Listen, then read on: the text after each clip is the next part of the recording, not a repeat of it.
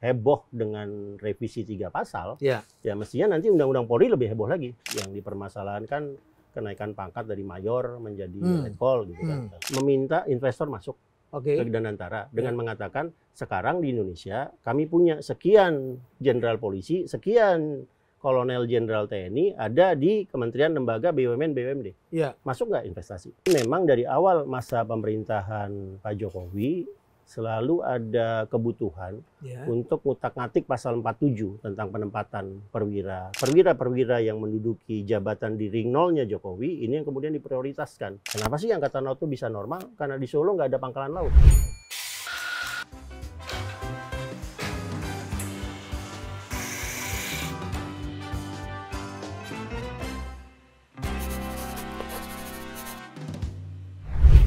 RUU TNI tengah digodok, tengah dibahas, dibicarakan, dan ramai sekali persoalan yang muncul di masyarakat.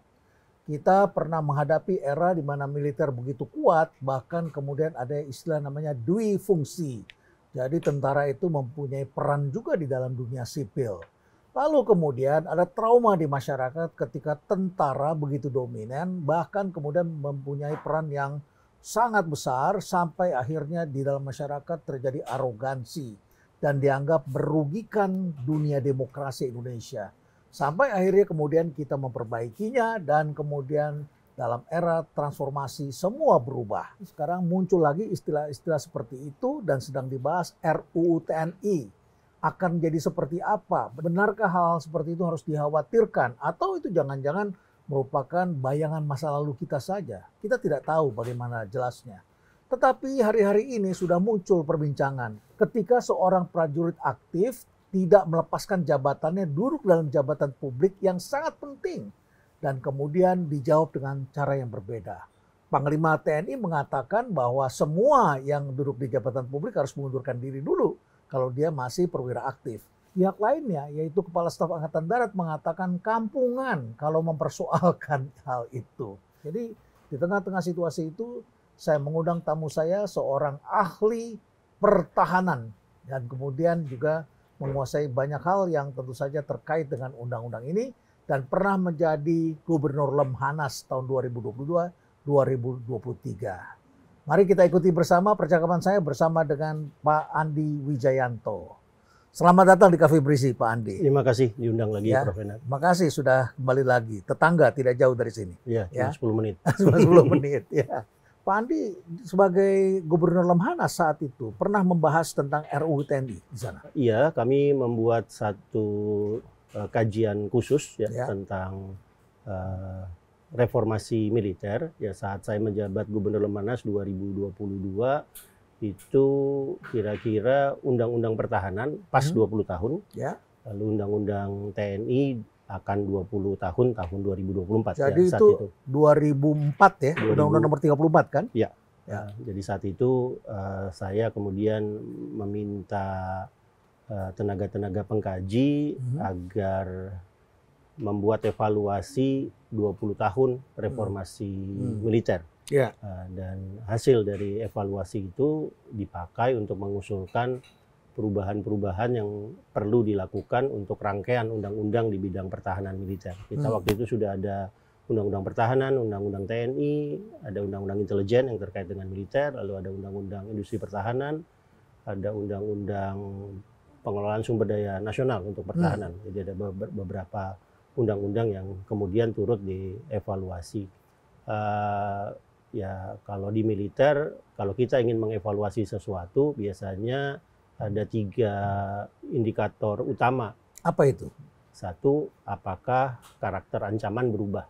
Apakah karakter ancaman berubah? Ya, jadi kalau Indonesia biasanya eksternalnya selalu dianggap kemungkinan perang itu masih kecil. Ya. Asia Tenggara ini aman lah. Ya, gitu. Ya, gesekan dengan tetangga nggak ada. Jadi relatif baik hubungan dengan tetangga. Ancaman lebih berubah menjadi kerawanan karena berasal dari dalam. Dari dalam negeri. Ya, apakah Papua, apakah terorisme, apakah transnasional crime dan seterusnya. Itu variabel. Atau cyber crime. Ya. Yang karakter kedua adalah apakah perangnya sendiri berubah. Apakah perangnya berubah? Nah, ini Jadi berubah? dulu misalnya tahun 80-an sampai 90 perangnya adalah perang proksi. Ya, Yang berperang adalah Uni Soviet dengan Amerika ya, Serikat, tapi mereka tidak pernah bertemu langsung. Ada proksi di ya. mana-mana, ada proksi di Eropa Timur, Oh, ada proksi di Asia Tenggara, Korea Vietnam, Selatan, ada Korea Selatan, Korea Timur Utara, Tengah. Yaman Utara, Yaman Selatan. Nah, ada proksi-proksi seperti itu, termasuk di Indonesia tahun 50-an sampai 60-an tengah-tengah lah ada Jadi PRRI mereka Permesra. yang ribut, bertengkar, Tapi berebut proksinya di kita. pengaruh, tetapi yang kena dampak di negara lain. Ya, lalu ketika perang dingin berakhir, karakter perangnya berubah signifikan menjadi perang asimetrik. Perang asimetrik karena tiba-tiba yang dilawan negara melawan aktor non negara, terutama terorisme. Oh, Nah, asimetrik Itu namanya. asimetrik. Itu variabel kedua. Variabel ketiga adalah teknologi. Apakah teknologi secara signifikan berubah? Ya. Jadi kalau sekarang kita melihat ada yang namanya ada drone, ya, misalnya sudah ada penggunaan cyber. Ya. Dulu di awal 90-an kita nggak pakai kata cyber, kita pakai kata C4ISR misalnya untuk komunikasi atau network centric warfare. Lalu di 2020 baru muncul penggunaan kata cyber, lalu ada terminologi baru seperti perang hibrida, ada area abu-abu, ada A2AD yang kemudian tidak ada dalam kerangka regulasi yang dibahas 20 tahun yang lalu.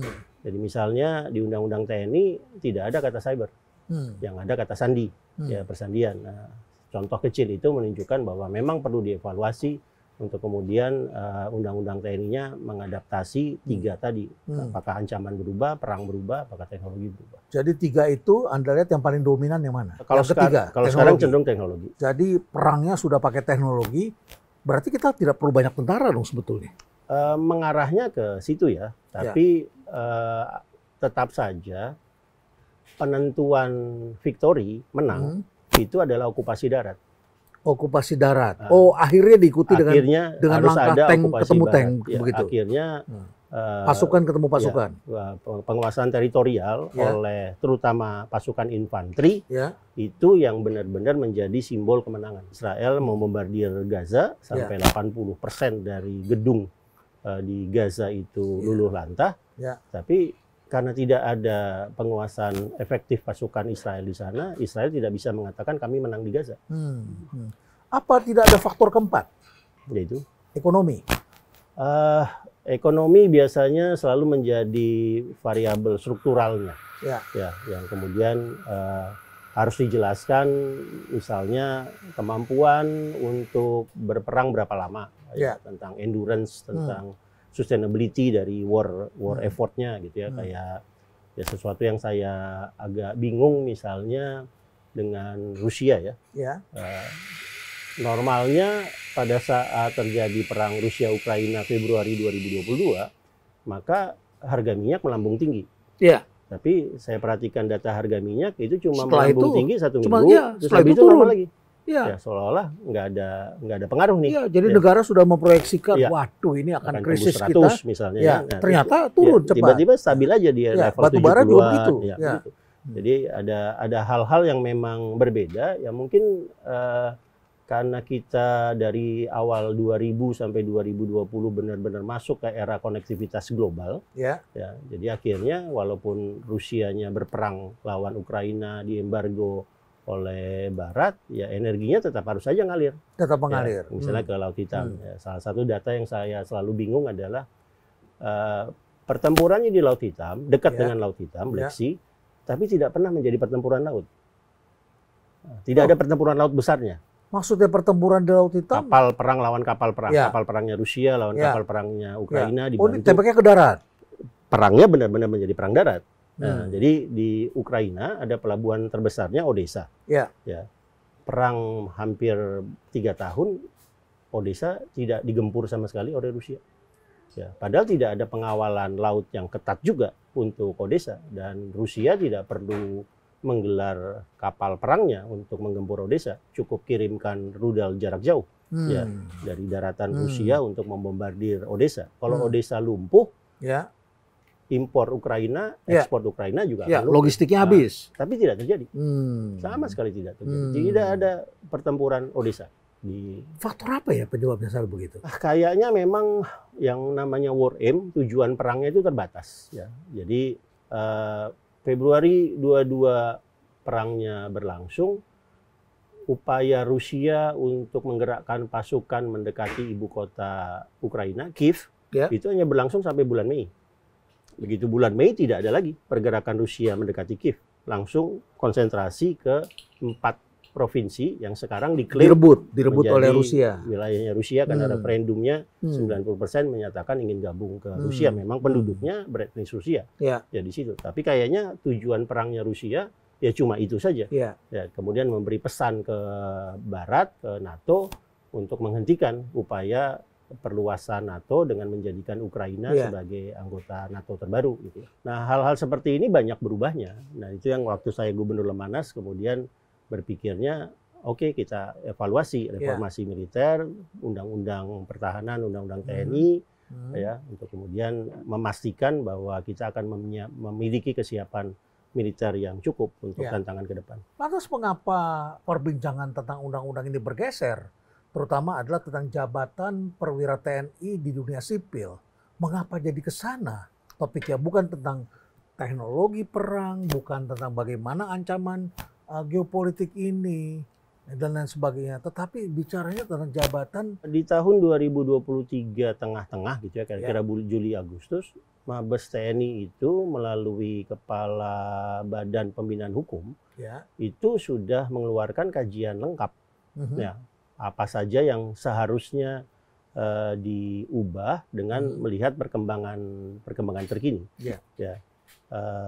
Tapi memang dari awal masa pemerintahan Pak Jokowi selalu ada kebutuhan untuk ngutak-ngatik pasal 47 tentang penempatan perwira tersebut. Jadi misalnya waktu saya Seskap ada permintaan dari Kepala Staf Presiden agar salah satu deputinya adalah perwira tinggi aktif. Tidak ada di dalam KSP. Di dalam KSP salah satu deputinya yang memang penugasannya akan terkait dengan politik pertahanan itu diduduki oleh perwira tinggi aktif. Di pasal 47 tidak ada kata KSP. Di pasal 47 KSP itu tidak bisa dijabat oleh perwira. Kalau tidak salah ada 10 ya yang sudah di dalam undang-undang itu. Hanya 10. Nah, dari 10 itu tidak ada. Dan kemudian mau ditambah. Antara lain ada upaya tadi KSP. Waktu itu penambahan yang dibutuhkan di KSP tapi tidak terjadi. Tidak terjadi, oke. Lalu ada beberapa lembaga yang muncul baru pasca 2004 ya. Pasca Undang-Undang TNI. Jadi misalnya sebelum 2004 kita tidak punya BNPT. Oh iya, kemudian penanggulangan terorisme. Lalu kita tidak punya BNPB. Jadi akhirnya BNPT, BNPB dibuat supaya bisa diduduki oleh perwira aktif. Lalu ada Mahkamah Agung normal lah, wajar karena di situ ada pengadilan militer. Tapi Mahkamah Agung dengan Kejaksaan itu karena memang undang-undangnya juga berubah. Oh, undang-undang di sananya berubah. Undang-undang tentang Mahkamah Agung dan Kejaksaannya berubah, yang di dalam strukturnya kemudian ada militer dan ada militer, ada Jaksa Agung Muda Militer. Misalnya karena undang-undangnya berubah, maka kemudian harus ada pengisian dari perubahan tersebut. Jadi kira-kira yang dulu disebut ada sistem penyidik tunggal, menjadi penyidik bisa ada di berbagai lembaga, termasuk misalnya di KPK dan polisi, ya kalau untuk peradilan militer ada di auditor militer, ya misalnya. Nah, ada perubahan-perubahan seperti itu yang harus dilakukan. Di revisi yang sekarang sedang dibahas, dari 10 menjadi 15. Menjadi 15, Menjadi 15. Nah, untuk saya agak mengejutkan sih Pak Renat, karena penambahan 15 itu tidak mencerminkan perwira-perwira yang de facto sekarang ada di kementerian lembaga. Nah, jadi misalnya ya di kementerian lembaga sekarang ada eselon 1 di KKP, Kementerian Kelautan dan Perikanan. Nah, tidak ada di pasal 47 yang asli, sekarang dimunculkan. Oh, jadi di undang-undang tidak ada? Di undang-undang tidak ada, tapi secara de facto menjabat. Nah, waktu itu kami harus mencari celah celah aturannya, bahwa Angkatan Laut itu punya fungsi penegakan hukum di laut. KKP membutuhkan seorang eselon 1 yang menjalankan fungsi penegakan hukum di laut, digandengkan.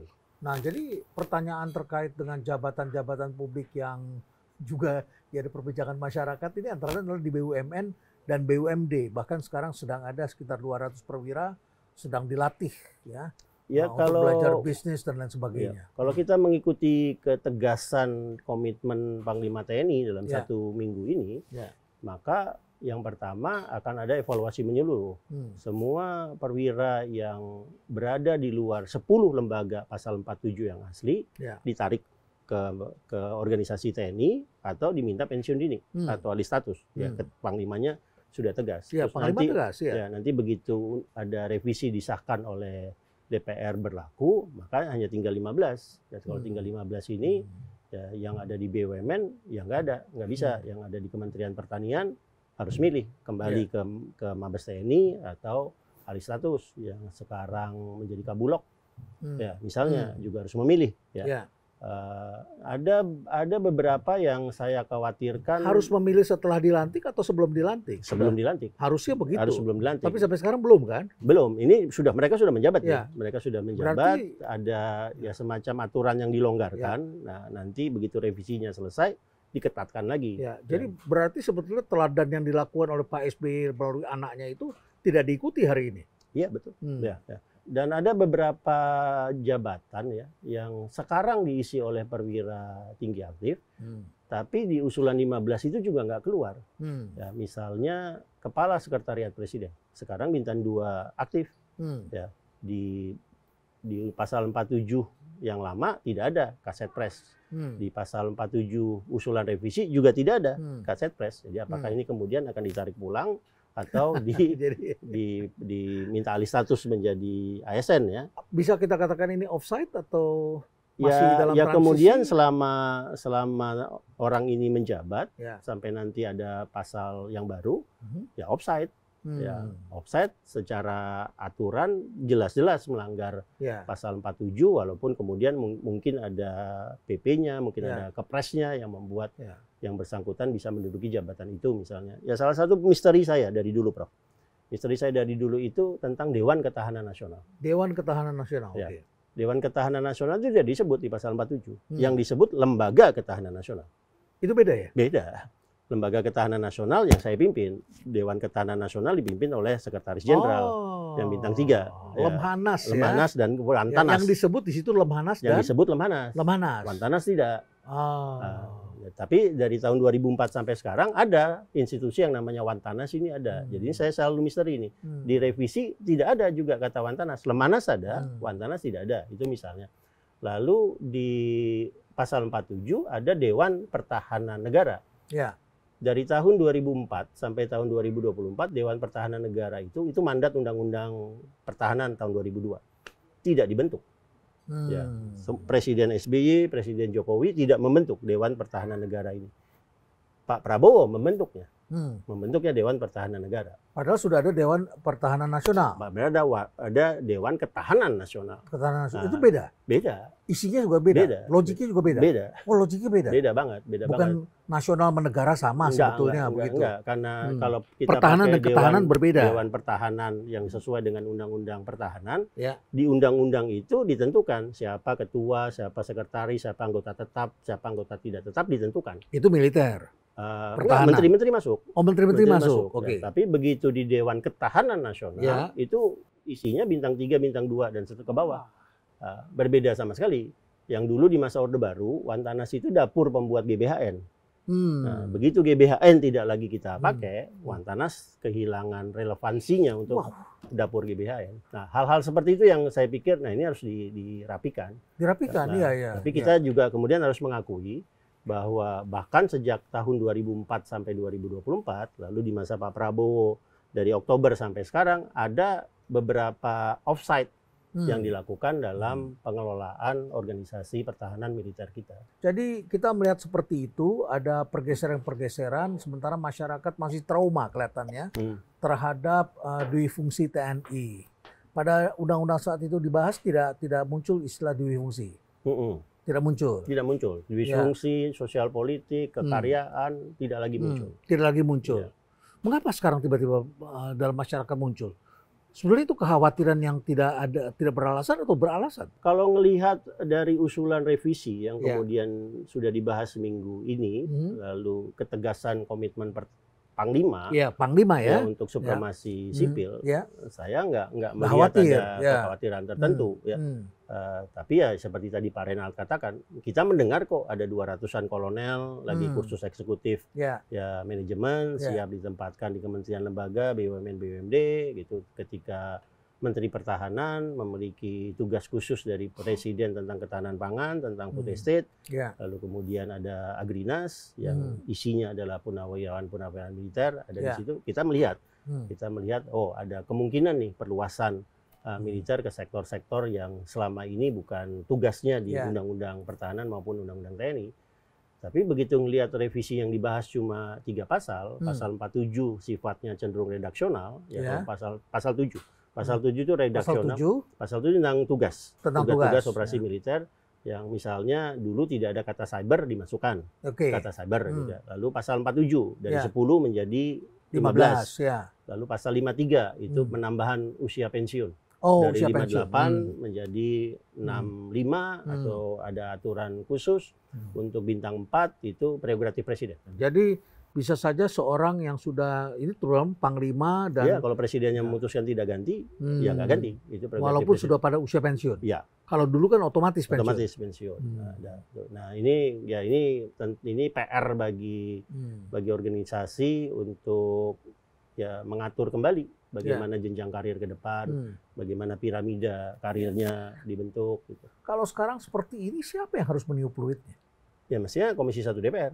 Komisi 1 DPR. Komisi 1 DPR yang tadi dari 2004 sampai 2024 mereka tidak mempersoalkan bahwa ada Wantanas yang tidak disebut di pasal 47, tidak ada Dewan Pertahanan yang harusnya dibentuk oleh Pak Prabowo sekarang membentuk itu. Malah Pak Prabowo yang sekarang baru membentuknya, atau tadi dari Oktober 2024 sampai sekarang ada perwira-perwira aktif yang ternyata menduduki jabatan yang tidak diatur di pasal 47. Nah itu mestinya Komisi Satunya yang kemudian meniup fluid. Dan itu kita tidak melihat ya? Tidak melihat. Tidak melihat. Apa karena sudah koalisinya begitu gemuk, begitu kuat sekali? Ya mungkin juga, tapi dari masyarakat sipil, dari akademisi banyak yang kemudian bersuara tentang itu. Jadi ya mungkin akhir-akhir ini yang dipermasalahkan kenaikan pangkat dari mayor menjadi letkol gitu kan. Tapi itu merupakan satu saja dari kalau kenaikan pangkat kan itu normal, orang bisa naik pangkat kan begitu kan. Orang yang nggak punya pangkatnya bisa dikasih pangkat. Tituler tentunya. Menjaga supremasi sipil di era demokratik itu tidak terlalu dalam ngatur ngacak-ngacak organisasi militer. Saya dulu punya prinsip, saya kalau ditanya wartawan hanya mau komentar kalau tentang satu jabatan, Panglima TNI. Karena Panglima TNI ini ada unsur politisnya. Presiden ngirim ke DPR, dibahas oleh DPR. Selain Panglima TNI, saya nggak mau bahas. Itu benar-benar urusan internal. Nah sekarang tiba-tiba Republik ini berkomentar seorang mayor menjadi letkol. Untuk saya ini masuknya udah terlalu jauh. Tapi kan itu karena jabatannya setara dengan menteri. Ada dua evolusinya.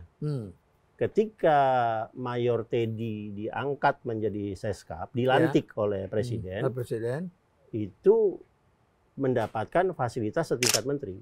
Fasilitasnya setingkat menteri? Ya, karena Seskap lama. Lalu kemudian terjadi perombakan organisasi sekretariat negara. Dia di bawah Sekmil? Dia di bawah Setmil. Setkapnya yang semula sejajar dengan Seknek menjadi eselon 1. Namanya berubah menjadi sekretariat dukungan kabinet. Tapi waktu dilantik sebagai pejabat, dilantik belum ada, Sekdukap ini belum ada. Waktu tapi dilantik sebagai menteri. Sejajar dengan Mensesnek Seskap. Nah, tapi begitu peraturan pemerintahnya keluar, peraturan presidennya keluar, maka posisinya Mayor Teddy ini Setmil, di bawah Setmil, eselon 2. Nah, kalau di bawah Setmil secara pasal 47 tidak masalah. Ya hanya sekarang memang orang membenturkan antara kita pakai yang mana, dilantik di sini atau tapi mestinya ada surat baru nih. Ada surat baru ketika Seskap sekarang berada di bawah Setmil. Pusing juga ya? Iya, itu ini karena manusia kan berpikir konsistensi kan? Benar. Saya sampai bilang ke teman-teman di kampus ini kayaknya kasus Indonesia itu membuat kita harus menulis ulang textbook hubungan sipil militer. Textbooknya, militer organisasi yang sangat rapi, gelisah, Ya. melihat sipil. Ya. Ya, sipilnya gagal, Ya. biasanya melanggar konstitusi nih, Ya. sipilnya. Nah, Ya. sipil yang gagal melanggar konstitusi itu ngacak-ngacak militer. Ya. Nggak mau ngasih budget untuk pertahanan, menempatkan orang Ya, yang ngawur ya. gitu. Militer gitu kan. Ya, dan Ya. militernya gelisah melihat Militernya gelisah. disiplin tidak ada dan ya, sebagainya. Nah, sekarang kita sipilnya yang gelisah. Kita sipil yang Kita gelisah. sipil gelisah. Kenapa melihat mereka organisasi menjadi militer. tidak disiplin? Kenapa kalian gini sih? Ya. Ya, jadi gelisahnya tuh kayak tadi. Ya, kayak tadi. Nah, itu kan nggak boleh di undang-undang. Kenapa kalian masuki? Atau misalnya kalau yang lebih dalam lagi ya Prof, yang benar-benar saya nggak suka ngomonginnya. Kok bisa ada bintang 3 nggak Sesko TNI? Nggak Lemanas. Ya. Dulu di masa Pak Harto wajib ya. wajib Sesko Angkatan. Orang kalau nggak sekolah karirnya habis. Wajib. Ya. Wajib kayak gitu. Jadi ya hal seperti itu. Jadi kalau saya bisa misalnya kegelisahan yang ada di dalam organisasi ya. Bagaimana caranya seseorang menjadi Pangkostrat tanpa pernah berkarir di pasukan Kostrat. Nah, pasukan Kostrat itu ada batalion, ada brigade, ada divisi, baru kemudian Kostrat, Pangkostratnya. Ini orang nggak pernah danyon di Kostrat, nggak pernah danbrik di Kostrat, nggak pernah panglima divisi di Kostrat, ujuk-ujuk bintang 3-nya Pangkostrat. Nah, di masa Pak Harto nggak mungkin itu. Nggak mungkin ya. Nggak mungkin. SBY pun masih sangat terjaga ya. Nah, kemudian memang di masa Pak Jokowi ada gejala yang saya sebut sebagai ring 0. Nah, ring 0 ini perwira-perwira yang menduduki jabatan di ring 0-nya Jokowi ini yang kemudian diprioritaskan. Nah, sebentar. Kalau ring 1 saya tahu, ring 0 itu bagaimana? Ya kalau sangat dalam itu. Sangat dalam. Jadi misalnya karena Pak Jokowi di Solo, maka yang menjadi Dandim Solo menjadi sangat penting. Harus pilihan langsung beliau. Karena Pak Jokowi juga berumah di Bogor, maka menjadi Danrem Bogor menjadi sangat penting. Tentunya Pangdam Jaya menjadi penting. Karena punya menantu di Medan, maka Danrem Medan menjadi penting. Jadi kalau dilihat dari Angkatan Udara, Angkatan Laut dengan Angkatan Darat, yang organisasinya, piramida strategisnya dari sisi angkatan itu relatif normal, sangat-sangat normal itu Angkatan Laut. Yang kasalnya akan pensiun.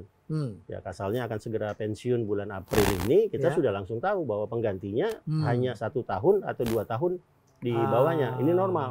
Ya, sampai guyonannya, kenapa sih Angkatan Laut itu bisa normal? Karena di Solo nggak ada pangkalan laut.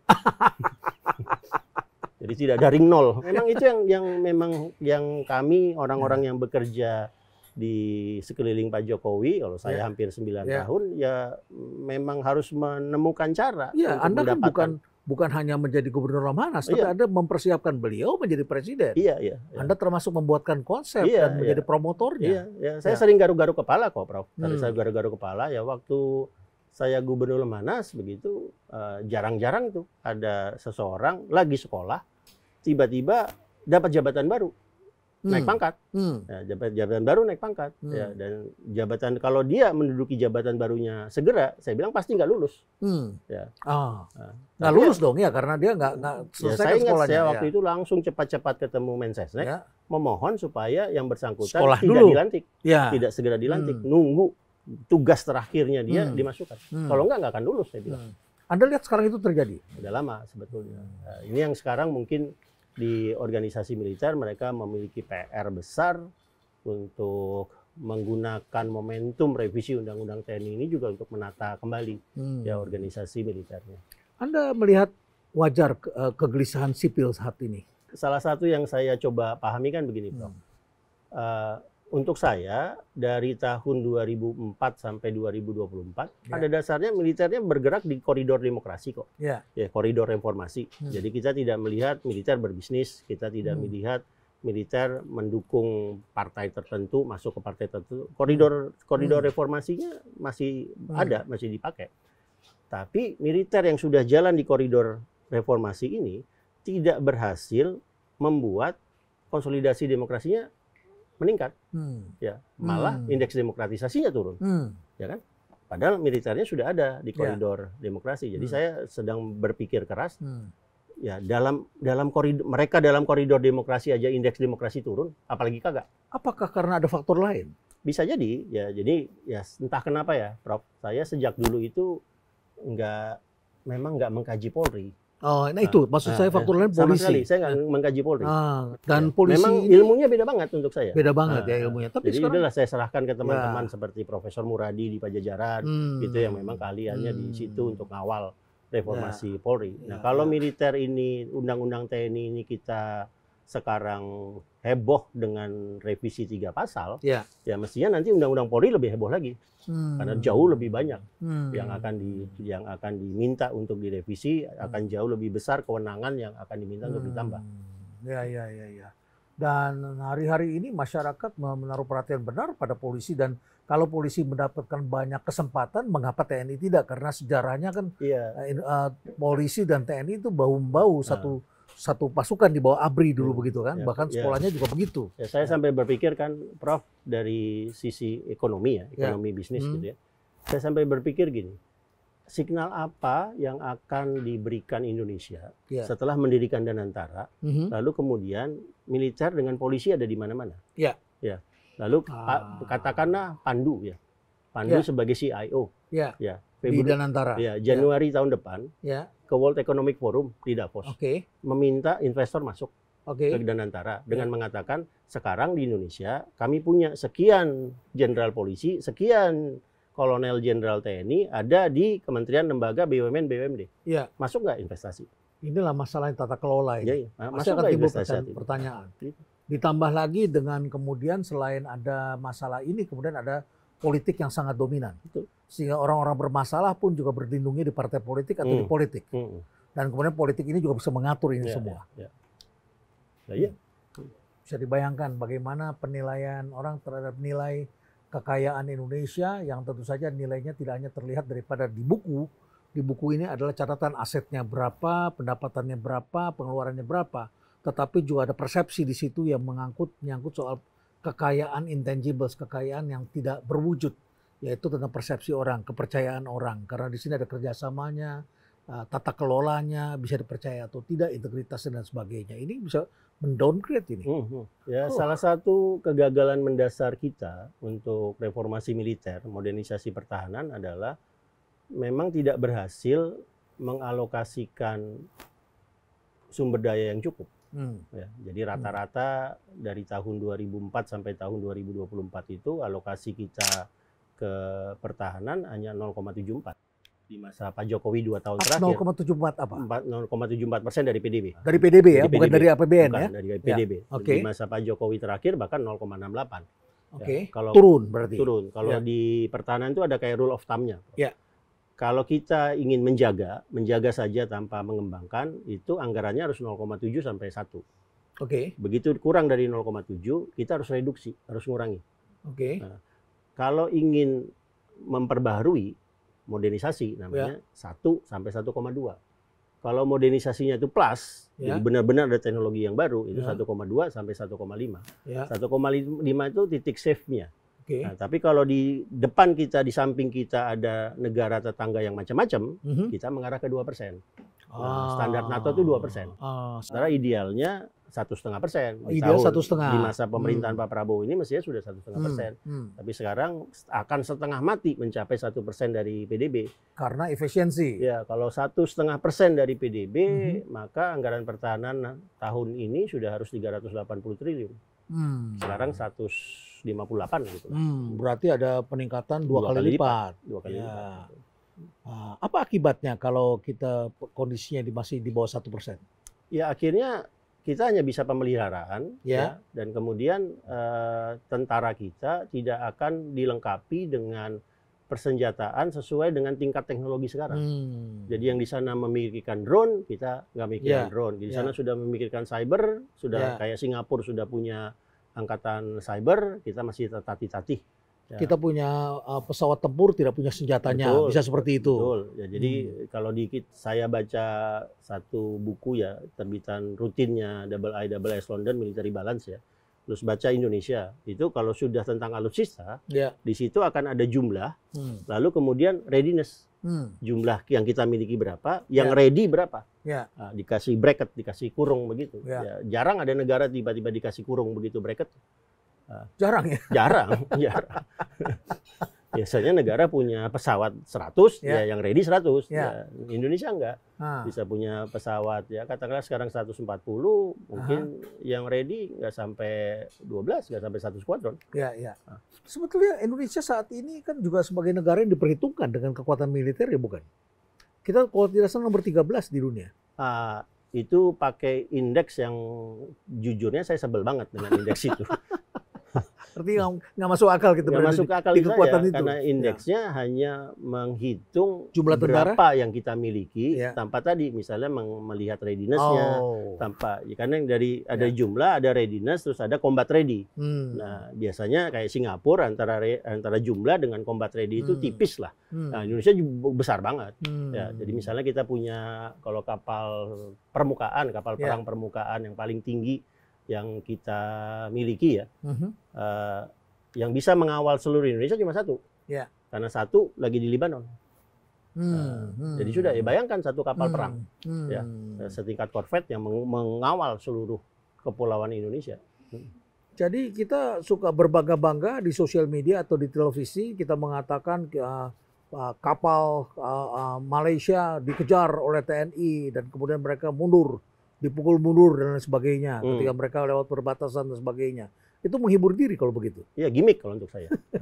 Benar-benar gimmick. Ya. Tingkat bocor lainnya, tingkat yang tidak bisa kita awasi jauh lebih besar. Ya. Oke. Lantas kalau kita melihat hal seperti itu, tentu banyak PR kita. Satu, kita harus tata kembali, mengorkestrasi aturan-aturan ini agar benar-benar menjadi lebih rapih, ya, sehingga kegelisahan kita ini bisa dijawab oleh mereka karena mereka mempunyai tradisi sebetulnya adalah DNA mereka adalah disiplin, rapi dan sebagainya. Ini kita harapkan bisa kembali itu. Dan saya kira Pak Prabowo punya kapabilitas di situ karena dia adalah seorang perwira TNI, dibesarkan dalam tradisi TNI dan dikelilingi oleh jenderal-jenderal yang punya seperti itu. Tapi kalau sudah punya keinginan artinya di bidang ekonomi tentu akan lain persoalannya. Ya. Apalagi kira-kira perlu kita tata? Yang sekarang masih kurang dalam organisasi militer kita adalah perencanaan jangka panjang. Ya. Jadi setelah di masa Ibu Mega, Pak SBY kita merancang yang namanya MIF 2024, berakhir tahun 2024. Apa itu MIF? Minimum Essential Force. Jadi itu target pembentukan pasukan di tahun 2024, mulai dijalankan tahun 2006. Ya. Tidak tercapai 100%. Ya, tidak tercapai 100%, jadi kira-kira 68% lah ya pencapaiannya. Nah, dari 2024 ke depan sampai hari ini pemerintah baru belum mengeluarkan perencanaan ke depannya disebut apa. Ya. Dan semua negara yang ingin membangun militernya secara serius pasti minimal memiliki perencanaan 25 tahun ke depan. Kalau dulu Cina di masa Deng Xiaoping perencanaannya langsung 70 tahun ke depan. Nah, 1979 diselesaikan, 1980 dimulai, nanti baru berakhir 2050, 3 tahap. 80 2000 sudah selesai, 2000 2020 sudah selesai. Sekarang mereka tahap ketiga. 2000. Dan mereka konsisten disiplin dengan konsisten sekali. Jadi Deng Xiaoping itu kira-kira meminta kepada tentaranya, kepada bintang-bintang 4-nya, saya ingin membangun pesisir Cina. Deng Xiaoping. Saya ingin membangun pesisir Cina menjadi wilayah-wilayah industri, yaitu Shanghai, Guangzhou sampai Shenzhen dan seterusnya. Nah, lalu meminta kepada tentara, pastikan yang saya bangun itu tidak akan dihancurkan musuh. Jadi yang tentara yang semula berpikirnya di dalam karena kontinental, kemudian bergerak ke depannya. Laut Cina Selatan. Kemudian mereka harus menjadi negara maritim, negara kontinental yang harus melindungi pesisirnya. Karena makanya mereka galak dengan Taiwan, dengan karena pesisir ini industri. Jepang. Pesisir industri, dan Deng Xiaoping minta jaminan bahwa yang akan saya bangun untuk membangun ekonomi Cina tidak akan dihancurkan musuh. Nah, itu mereka membutuhkan waktu 20 tahun mengubah mindset, mengubah strategi culture dari tentara gerilya mau menjadi tentara modern abad 21. Baik, Pak Andi. Jadi sampailah kita pada percakapan tentang dui fungsi TNI. Apa sih sebenarnya kekhawatiran masyarakat tentang kembalinya dui fungsi itu? Apa trauma-trauma masa lalu sehingga kemudian ini muncul perbincangan-perbincangan seperti itu? Apa karena kita melihat kelihatannya sekarang sejumlah orang tidak konsisten, percakapannya berbeda-beda, bicara tentang kepentingan masing-masing, atau karena ada trauma masa lalu kita yang kita pernah mengalami hal-hal terburuk. Anda kan juga orang tua Anda perwira TNI yang sangat dikenal. Apa yang Anda lihat di masa lalu dan sekarang ini? Dalam perjalanannya pelibatan militer ke politik kita itu berlangsungnya 2 kali, Pak. Yang pertama ya kira-kira selama masa perang gerilya, lalu kemudian ada perang-perang internal yang harus kita lakukan. Perang gerilya itu bersama rakyat kan waktu itu. Pemerintah Bung Karno saat itu tidak memiliki banyak opsi, lalu kemudian banyak melakukan mobilisasi militerisasi. Jadi ketika misalnya hasil KMB, Konvensi Meja Bundar, perusahaan-perusahaan Belanda itu dinasionalisasi, karena tidak adanya kemampuan birokrasi sipil yang kuat untuk mengelola mengelola perusahaan-perusahaan tersebut, maka diserahkan dulu ke militer untuk tujuan perang. Waktu itu masih ada Pereri Permesta, dan kemudian ada Dwikora, ada Trikora untuk tujuan perang tersebut. Salah satu yang terlama untuk dikelola tentara, misalnya perusahaan minyak. Dari Pak Ilmu Sutowo itu dari tahun 1945 sampai tahun 70-an kan, cukup lama di perusahaan minyak tersebut. Itu tahap satu, ketika memang tidak ada kemampuan birokrasi, kemampuan sipil untuk mengelola apa yang dulu terutama dimiliki oleh Belanda untuk nasionalisasi dan lain-lain. Lalu muncul Pak Harto. Pak Harto itu menggunakan hal-hal yang dulu diciptakan oleh Bung Karno untuk mengkonsolidasikan politiknya. Dan diperluas. Salah satunya misalnya adalah Golkar. Golkar itu bentukan Bung Karno. Golkar itu Sekber Golkar, dulu namanya Sekber Golkar, bentukan Bung Karno. Tugas dari Sekber Golkar ini mengumpulkan orang-orang, nama-nama yang nanti akan duduk di MPR. Karena kita dulu ada DPR, ada MPR. DPR adalah melalui pemilihan adalah partai, MPR penunjukan utusan daerah. Utusan golongan, utusan daerah. Lalu Bung Karno menciptakan dua entitas lah. Yang satu adalah Sekber Golkar, yang kedua adalah Front Nasional. Sekber Golkar ini yang kemudian entah bagaimana dipakai oleh Pak Harto, bukan jadi partai, menjadi peserta pemilu. Oh, peserta pemilu. Tanpa karakter partai. Jadi ada dua partai politik dan satu Golkar, begitu peserta itu pemilu. Lucu juga ya, tetap aja partai sebetulnya. Masyarakat melihat. Di Golkar ini kemudian ada A, ABRI, ada B, birokrasi, ada Golkar yang pada dasarnya adalah golongan fungsional. Nah itu berhasil dimanfaatkan oleh Pak Harto. Jadi besar sekali, kuat sekali. Nah disinilah kemudian TNI memiliki doktrin-doktrin baru, difungsi, sospol, kekaryaan yang digodok di Seskowat sejak tahun 66, yang kemudian dibakukan dalam Undang-Undang tahun 82 dan Undang-Undang tahun 88. Waktu itu ada Undang-Undang Sistem Pertahanan Sistem Kamprata, itu ada keprajuritan Sistem Kamprata dibakukan di situ. Tapi doktrin-doktrinnya ya diciptakan kira-kira dari tahun 66 sampai pemilu 78. Pada saat itu tentara punya jabatan di mana-mana ya. Tentara bahkan punya jabatan punya mata kuliah sendiri di kampus, kewiraan pada saat itu. Betul. Itu waktu reformasi militer mulai ya. Saya dari awal ya bersama kayak Mas Kusnanto Anggoro, Mas Edi Prasetyono, dulu ada Cak Munir, ada Profesor Cornelis, itu menjadi Pokja, Pokja Masyarakat Sipil untuk reformasi militer ya. Nah, jadi ya kami ikut rundingan ya dengan Mabes, dengan Sesko tentang Undang-Undang Pertahanan, tentang Undang-Undang TNI ya misalnya. Tapi pada saat kami misalnya masuk Undang-Undang Pertahanan, di situ kami menyadari ABRI-nya sendiri sudah mau berubah. Jadi suara untuk merubah karakter ABRI menjadi karakter tentara yang lebih profesional itu sudah ada sejak tahun 94. Oh, sebelum reformasi itu, sebelum Pak Harto jatuh. Nah, sebelum Pak Harto sudah jatuh, ada ya? Sudah ada. Jadi apa? Itu terang-terangan atau sembunyi-sembunyi? Ada diskusi-diskusi. Diskusi-diskusi. Misalnya kalau di CSIS dulu ada almarhum Pak Hasnan Habib. Misalnya, terus kalau Pak Renald ingat ada buku karya angkatannya SBY ya tentang reformasi ya, yang kemudian karena dibuatnya di daerah Keramat Jati, jadi kemudian ya disebutlah kelompok di sana ya kayak gitu. Terus kemudian muncullah Pak SBY, muncullah Pak Agus Wijoyo, Agus Wiradi Kusuma, misalnya itu muncul sebagai reformis, ya, intelektual TNI ya. Jadi ketika kami masuk 99-2000 untuk mulai membahas reformasi militer, ya kami kemudian sudah menemukan perwira-perwira yang sudah siap memang perubahan, menggeser itu, dan kalau mereka mau masuk ke sipil, mereka bikin partai politik sendiri, keluar mereka dari itu. Jadi kalau dulu saya ingat banget, saya salah satu perwira yang menjadi bagian dari Pokja Mabes TNI lalu kemudian menjadi Kasal, Ya. ya Pak Marsetio.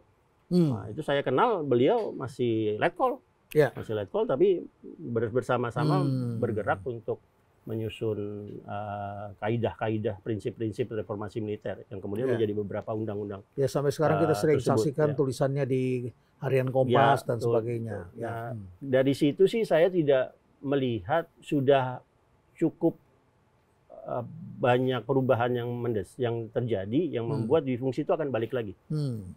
Ya, mungkin yang sekarang orang melihatnya karena Pak Prabowo dulu latarnya militer, Ya. jadi ada langkah-langkah Pak Prabowo, misalnya retreat kabinet, retreat kepala daerah yang cenderung berbentuk kultural ya. yang cenderung militeristik, itu kan kultural. Tapi kalau dilihat dari misalnya organisasi, perubahan doktrin yang paling utama nggak ada.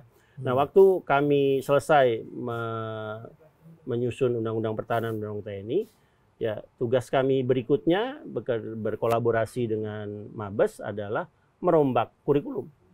Ya, merombak kurikulum dari tingkatan akademi militer di Magelang sampai ke tingkatan Sesko TNI. Nah, merombak kurikulum itu semua bahan-bahan ajar yang masih terkait dengan dui fungsi sospol dibuang.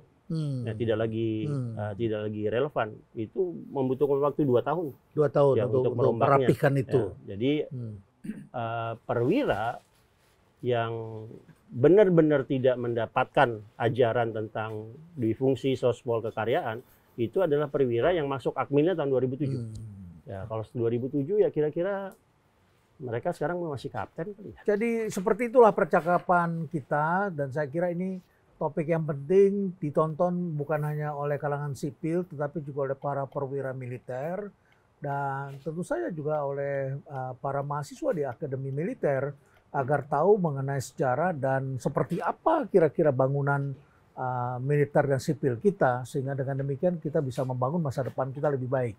Ini baru sebagian kecil yang kita bicarakan. Kita belum bicara tentang perang cyber, kita belum bicara tentang ancaman-ancaman geopolitik yang semakin hari semakin berubah, berbeda. Memang wajar RUU TNI kembali dibahas untuk merapikan itu semua, tetapi bukan hanya soal undang-undangnya, tapi juga merapikan kembali kelembagaan dan juga sikap mental, kultur, dan juga untuk menciptakan bagaimana negara yang menjadi lebih baik lagi dalam menghadapi setiap ancaman, baik di luar maupun di dalam negeri. Saya kira inilah poin-poin yang kita bicarakan agar jangan sampai kemudian kita berpikir bahwa RUU baru itu hanya sekedar untuk memperpanjang usia pensiun, atau kemudian juga adalah sekedar untuk memberi jabatan kepada para perwira aktif agar menjadi lebih tenang. Kalau memang persoalannya adalah bagaimana tentang upah, tentang kesejahteraan yang tidak baik, saya kira ini protes yang ada di semua pekerjaan pelayanan publik, mulai dari guru sampai hakim, yang tentu saja semuanya merasa belum diperlakukan dengan baik. Ini juga PR bagi Dirjen Anggaran dan juga bersama dengan teman-teman di parlemen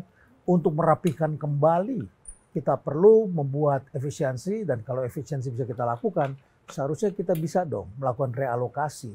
Jadi daripada kita hamburkan uang-uang untuk pengadaan yang banyak bocornya, kan lebih baik kita pakai untuk kesejahteraan masyarakat, untuk memperbaiki segala hal dari keadilan sampai kemudian pendidikan guru dan lain sebagainya.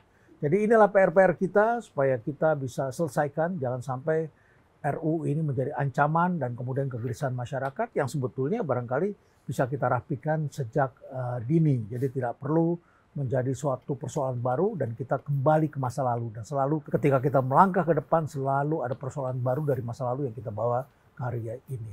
Jadi baiklah kita tatap ke depan dengan pikiran positif, tapi tetap kita kawal agar kita tidak mengalami kerusakan yang lebih parah.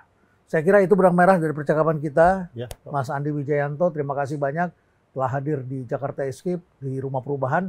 Dan saya mengundang Anda untuk datang ke sini karena hampir setiap hari kami kedatangan tamu-tamu penting, dan barangkali ini bisa menjadi wacana bagi kita untuk berdiskusi, belajar, dan mempelajari hal-hal baru. Stay relevant.